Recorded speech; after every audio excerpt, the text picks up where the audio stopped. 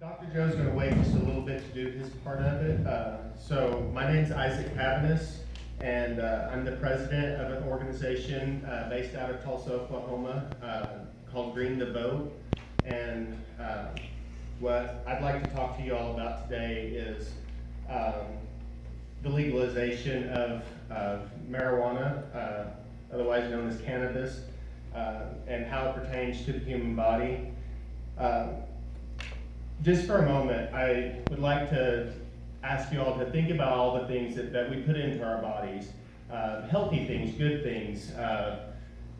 In fact, let's just narrow it down to say oranges. Oranges are packed with vitamin C, and I think that we could probably all agree that vitamin C is a great thing and a good part of a healthy diet. But now I want you to imagine all at once that a law is passed that says you can no longer possess oranges. You can no longer take this vitamin C into your body. And in fact, if you do, you're going to be prosecuted. You're going to be arrested and prosecuted. And so then we just deal with that, and we go for decades and decades and take that out of our diet completely. And our bodies start to react to that. Our bodies start to have that deficiency of vitamin C. And of course, that sounds silly to think that, well, our government would outlaw oranges. But whenever we're talking about cannabis, that's really essentially what has happened. In the last few years, cannabis, we've realized that doctors have realized that we have inside our bodies a system called the endocannabinoid system. Now, this system was made specifically to interact with the cannabis plant. And so just like our bodies have all these other systems, a respiratory system, circulatory system, yet it also has an endocannabinoid system. And what this system does is delivers the properties that's within the cannabis plant throughout the body and helps balance the body, helps repair those neural breakdowns that happen. That's why it's so beneficial for so many different illnesses. And this isn't anything that's new. We think that it's new because we're hearing so much about it over the last few years, but this actually started, the first, I did a little bit of research in coming up to today, and the first documented case of cannabis being used as a medicine went all the way back to 2900 BC. And it continues throughout history around the world, all the way into the 1900s. Now, in the 1900s, the word marijuana came about, and specifically because the US government needed to change people's idea about cannabis being a medicine and needed to be able to have everybody identify with it as an illicit drug. And so at that point, the word marijuana started being used a whole lot so that people could break that connection with it actually being medicine. And at that same time, you also had things like aspirin and other pharmaceuticals that were coming into play that made it a lot easier for people to be able to treat their aches and pains that they were having without having to use a cannabis extract like they had done in the past. So with that being said, it's important for us to start to realize that knowing that we have this endocannabinoid system in our body, and that for the past 79 years that we have deprived our bodies of this plant, which basically helps keep our bodies in balance, it starts to raise the question of, is this why we're starting to see the higher disease rates go up? Or maybe it's just better detected now, but the fact that there was a part of our diet that we're missing could very well be why we see cancer rates shooting through the roof, why we're seeing so many more documented cases of epilepsy and Alzheimer's and Parkinson's and all of these diseases, because over the decades that we've been depriving the human body from this plant, we're creating these deficiencies, and it's brought us through 79 years, and here we are today, where we have so many people suffering. And this is something that modern medicine is having a hard time dealing with. You know, everybody is searching for that magic cure for cancer. And, you know, whenever, I would imagine that just about everybody in this room and in our state and in our country has had some sort of connection with somebody who's suffered from some sort of illness, and probably cancer itself. And with cancer, it's for a lot of people, it's a death sentence. You know, they look at chemotherapy and radiation, and I read an article the other day from a doctor that said that people who refused chemotherapy typically on average lived 14 years longer than people who did the chemotherapy. And maybe that was his opinion. I wasn't able to see the documents to back those numbers up. But chemotherapy is very hard on your body because it doesn't just kill the cancer cells, it kills all cells. And so the hope is, when you're having to use chemotherapy, is that you're going to be able to kill the cancer cells and hopefully live long enough to rebuild the good cells. But with cannabis, they're starting to realize that with cannabis in high concentrated doses, not being smoked, but being taken as an oil, that in these higher doses that it is curing several different types of cancer. Now, I'm not going to say that it cures all cancers or it cures all illnesses, because it doesn't, but they have proven that it is eradicating breast cancer. They are understanding that it is shrinking tumors. There was a little boy from here in Oklahoma named Landon Riddle, and I believe he was around 2 years old. He was diagnosed with brain cancer, and it was very aggressive. And the doctors just said there's nothing that we can do for this child, and told the family they needed to make their peace with that. And of course, you know, there's nothing you wouldn't do for your child, for your loved ones. And so his mother loaded him up and took him to Colorado. And they started this child on high doses of cannabis oil. And I believe he's 5 years old today, still living. They only gave this child 3 to 6 months to live. And he has no brain cancer. He has no tumor left in his head. He's a normal little boy now. And cannabis gave this child his life back when modern medicine couldn't. And so that's something that we all need to be educated about. Now, you can sit and listen to me talk all day long, but until you actually do the research, until you go home and you start reading the studies, a simple Google search can open so many eyes as to how we've been looking at this plant wrong. And so if we just educate ourselves, because there's going to be a point where you're going to have to make a choice. Maybe it's a political choice. Maybe you're going to the polls to vote and you've got two candidates there. One who, both that stand for a lot of the same things, and the biggest difference may be whether one stands for legalization and one's against it. And you need to be able to be educated enough yourself to make that decision, whether you want to vote for the person who's for it or against it. Or maybe the question comes up on a ballot, because like I said, with Green the Vote, you know, we're trying to actually get the question on the ballot for people to vote on. By you going and educating yourself about the benefits of cannabis, then you can, or the harms, you know, if you believe that cannabis is harmful, then prove it to yourself. Do the research and try to find, because I've done this, I've actually looked for any case of a cannabis overdose, and all the recorded history, everything that I've looked through, I could not find one case of it. And so that brings us to whether we should have the right to be able to use this as an alternative. Can we put this in our body? Should we be allowed to put this in our body? You know, do we have sovereignty over our own bodies? And I say that especially in a free country, in a free world, We should. We should be able to have the opportunity to put whatever we need to make that choice, to put it into our bodies to try to save our lives.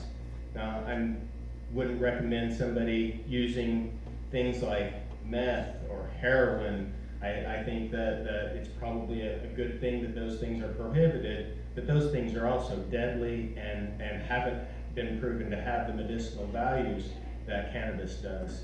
And beyond that, there's also the side of what the current cannabis laws do to regular families here in the United States. So every 37 seconds, someone gets arrested in the United States for simple possession of cannabis. So what that does is that breaks up families. It takes parents away from their children who were doing nothing more than possessing a plant that was put here by God, a plant that hasn't been manipulated by man, just simply for having a plant. They're getting arrested. And this is overflowing our prisons. We spend hundreds of billions of dollars on our prison system, and we incarcerate more people than any other country in the world. Now, we're the United States of America. We're supposed to be the leaders of the free world, yet we incarcerate more people than any other country in the world. More people than China, more people than Russia, more people than any other country in the world.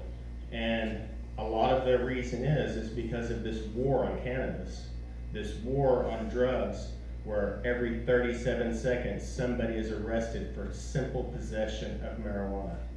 And that's something that we need to rethink, because when you look at the statistics, usage rates of all drugs have done nothing but go up. President Nixon declared the war on drugs in 1971, and since he declared the war on drugs, usage rates have gone up, incarceration rates have gone up, everything has gone up. So we're losing this war on drugs because we refuse to look at it in any kind of a different way. And I'm here to say that when it comes to cannabis, we need to rethink whether that should even be a part of that war on drugs, and what effect that is having on the family unit, on everybody within our great country, and start looking at a different way to go about it. We need to reintroduce this plant as a medicine. People, in 25 states now, they have legalized cannabis as a medicine. And so that's half the United States. So half of our country now has the ability to be able to choose this as a treatment, where the other half of our country, it's still a felony for you to possess it and try to use it as a treatment. And so this is something that we need to keep educating ourselves on. We need to encourage others to be educated about it. We need to make sure that people understand that cannabis isn't a dirty word. This isn't something that we have to whisper about and keep secret from everybody. We need to bring everybody out of that cannabis closet. We need to make sure that everybody knows that this is something that we need to be educated about, and we need to continue to educate others about. And when we have political candidates that are running for office, we need to find out where they stand on it. We need to support those cannabis-friendly candidates, because it's been taboo for so long to even talk about it. For a political candidate to be willing to be open about their support for legalization, they also need our support so that we can make a change here in our state and as a nation. I could go on for days on this subject. Again, started in 2900 BC. I found hundreds of pages of stuff that I would love to talk to you about, but it would just take too long. So I'm going to leave you with that and be available for questions if anybody would like to ask any questions. And again, I just encourage you, when you leave here today, please get more educated. I told you a very small part of what I know, and I encourage every one of you to just simply go home, bring up your Google screen, type it in, benefits of cannabis, any arrangements of that phrase, and find out. You know, if you have somebody that's suffering from Parkinson's disease, do a Google search on Parkinson's and cannabis. See what other people are doing, what other countries are doing, the success that they've had with this stuff. And you will realize that there's somebody in your life right now that's suffering from a disease that even if cannabis wouldn't cure it, it might help manage it better than the pharmaceuticals that they have the options for today. And that holistic approach to medicine is really probably the better direction that we need to be going, rather than looking at pharmaceuticals that have 3 side effects for every pill that you take. So it's a pyramid scheme. When you start on one pharmaceutical, then you have to take 3 more to manage those side effects, 3 more, 3 more, and 3 more to manage those side effects. Or you have the option to be able to use a plant that can manage your disease without giving you the deadly side effects that the pharmaceuticals that you've been offered has been. Thank you so much, Joe. Thank you for your. Thank you. Anybody has any question for Isaac? I have a question. Go ahead. There's a very popular drug for arthritis called Celebrex. Yes, sir. Celebrex is used for arthritis internationally. The drug produces, it costs approximately $30 billion in revenues. And I was thinking about, people spend so much money on pharmaceutical drugs, and it's illegal. And but no studies have been done in terms of, let's say, Celebrex compared to cannabis as a treatment. Right. Have you read anything along those lines? Well, more and more research is coming along, even with cannabis too, and many other safer plant-based herbs and spices. Like the hot thing now is about curcumin, turmeric, where we are finding it to be more effective than Celebrex. So a lot of studies have come out with showing curcumin or turmeric extracts to be much stronger anti-inflammatory. Basically, it's about everything is about inflammation. If you look at any disease process, any disease pathology starts with an inflammation, whether it's cancer, whether it's diabetes, whether it's pain, or whether it's a degenerative disease of your joint. Most of the disease processes, pathology starts with inflammation. So that's what we look in integrative medicine, is to how we can bring down the inflammation. And things like cannabis had been used even in countries like India. In India, in the Ayurvedic system of medicine, in Chinese system of medicine, cannabis had been used medicinally, but not as the way people are using it in this country. It has been used always in formula, in combination with other herbs, and naturally made much safer, that it would not have any side effects. So it has been used for thousands of years, thousands and thousands of years it has been used in many Ayurvedic formulae and many Chinese medicine formulas. I think a lot of the problem that we do have is that there are studies that are being done. They're being done by universities in some of the legal states. They're being done by other countries. But our government, the United States government, has not been willing to sponsor these studies themselves. So whenever it comes to changing the classification of cannabis so that people can study the plant and it be a recognized study, as long as it's in a classification, a Schedule I drug, it's basically not allowed to be studied here in the United States. So even though we do have universities in some of the legal states that are coming up with some great studies on it, none of those studies are being recognized by the federal government because the plant is still stuck as a Schedule I drug. Now, the irony of that is that every time they consider to change the classification of it, one of the biggest reasons they use to not reclassify it is the lack of studies that are recognized by the federal government. So because it's in the category that it's in, the government won't sanction the studies, but because there's no sanctioned studies, they won't change the classification that it's in. And to add more, like we have what Isaac had been talking about, that we have this endocannabinoid system in the body. So do we have many more systems like endorphins, right? Endorphins are body's own morphine-like substances which our body's making all the time. So do we have cannabinoid system? We have endocrine system, which is we are making all these hormones. And so are many of these hormones are made in the nature, in the plants, like many of our phytoestrogen and hormones which are used for hormone issues. We also have many other chemicals which are in nature, like dopamine, which are in plant-based, like mucuna and many different herbs which will have the same neurotransmitter. So that's why I think it's very important to look into nature. What's happening in nature, we have it inside the body.